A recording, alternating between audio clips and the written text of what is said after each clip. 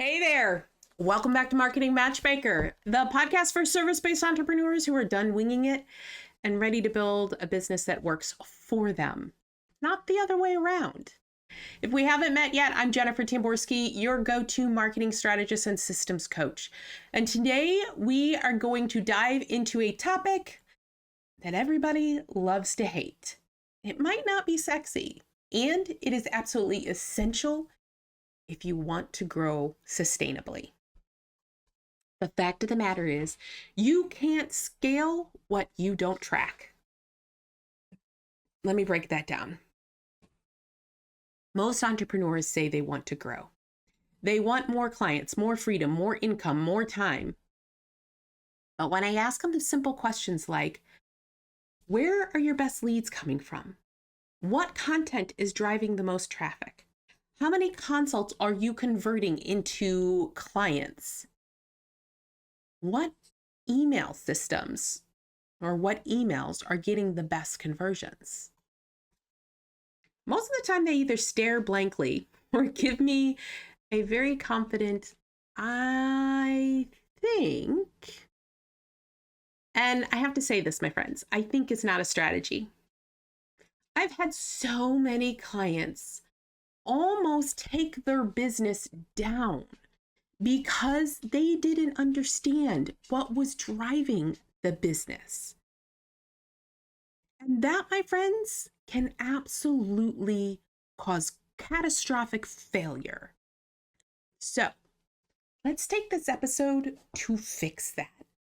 Let's create momentum by tracking what you need to know, even if you're not a numbers person. I get it. I totally get it. Numbers, tracking, the thought of your numbers for most people, it sounds like spreadsheets and formulas, maybe even a little trauma from your last 9 to 5. And here's the truth.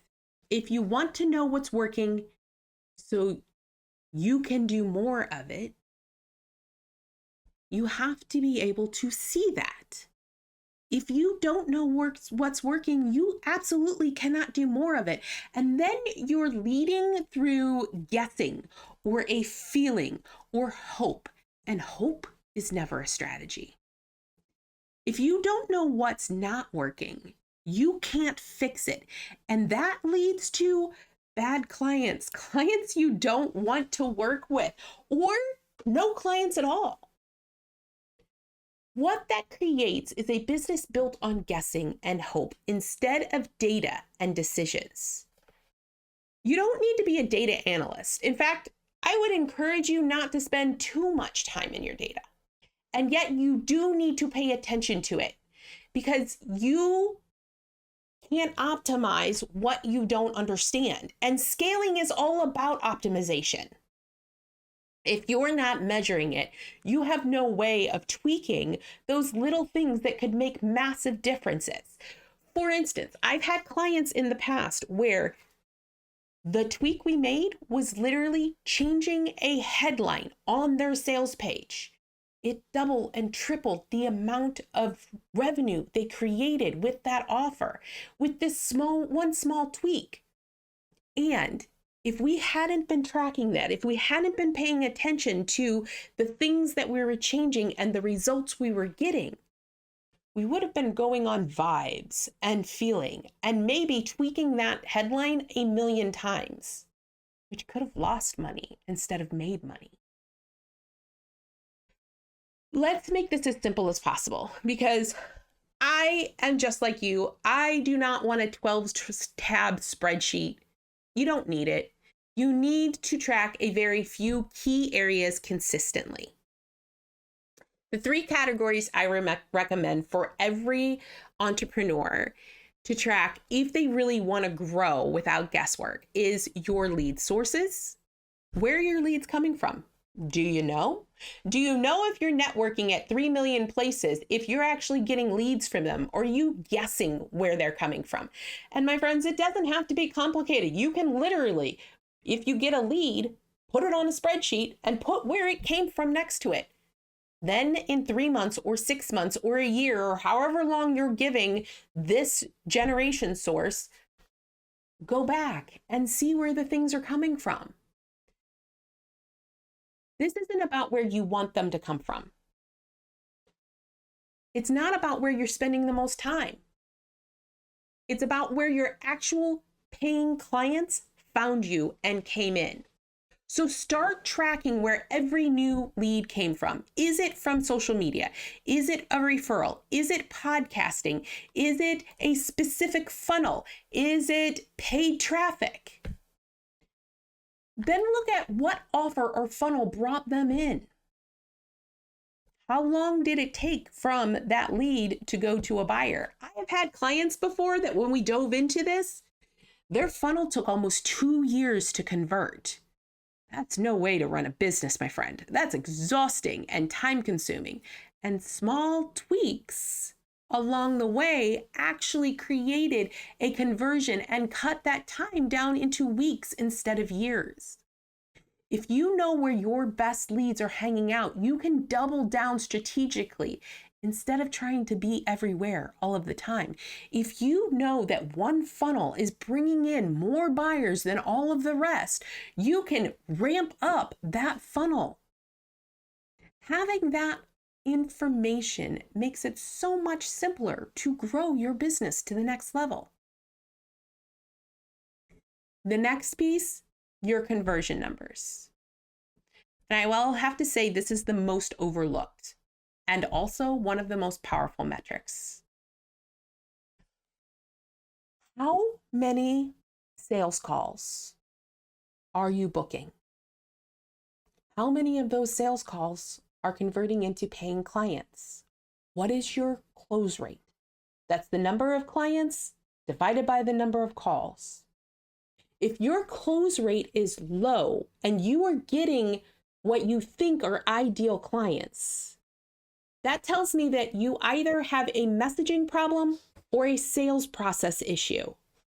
Sometimes it means you're not attracting ideal clients, or maybe it's not dialed in quite enough who that ideal client is. If your close rate is high, but the call volume is low, that's just a lead gen issue. Which means we can double down on things like paid traffic to bring in more sales calls. You see how that tracking can give you a direction on what it is you need to optimize in your business? Understanding your conversion numbers makes it so that you know what to do more of to bring in more buyers. That, my friends, is what we're looking for. And then the third piece is your content performance. And I don't want to track likes or even follows on your social media because those, my friends, are vanity metrics. We're tracking leads and conversions. That's all that matters. You can have 1 million followers on Facebook. You can have 1 million followers on Instagram. You can even have 1 million people on your email list. But if they are not buying from you, it does not matter. So start tracking what pieces of content drive conversations. What are they opting into? What are they signing up for sales calls for? What topics consistently attract your ideal clients? What kind of calls to actions actually get people to take action? If your content is getting attention but not clients, your messaging is probably too broad. You're probably not speaking enough to your ideal client in a way they can hear and are ready to buy from. Your CTA, might be ineffective. This is where we get to fine tune our messaging, not burn it all down. Most likely your content is value driven rather than sales driven. And I will tell you right now, if you are just creating value driven content without any sales content within it, you are leaving money on the table. Look, I get it. Most people avoid tracking because they feel like it's going to take a ton of time. But the reality is that you're already spending the time. Tracking just helps you spend it better. You're already doing content. Tracking lets you know if it's being effective or if you're just wasting time. And a lot of people are afraid to really see the truth. I had a client once who was in that exact position. She held off on her numbers, not just in marketing, overall numbers. She didn't even look at her sales numbers and revenue numbers until the end of the year when she was doing traffic or taxes. And the reality is that that is exactly what caused her to almost go bankrupt. She was spending much more than she was bringing in. So being afraid to see the truth of your numbers, I get it. But data isn't judgment, it's just information. And when you know what's not working, you can actually make changes and make your business grow and thrive and flourish.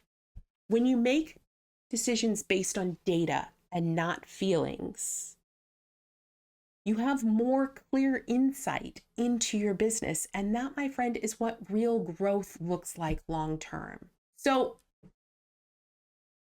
if this episode has made you realize that you're flying blind in your business, don't panic.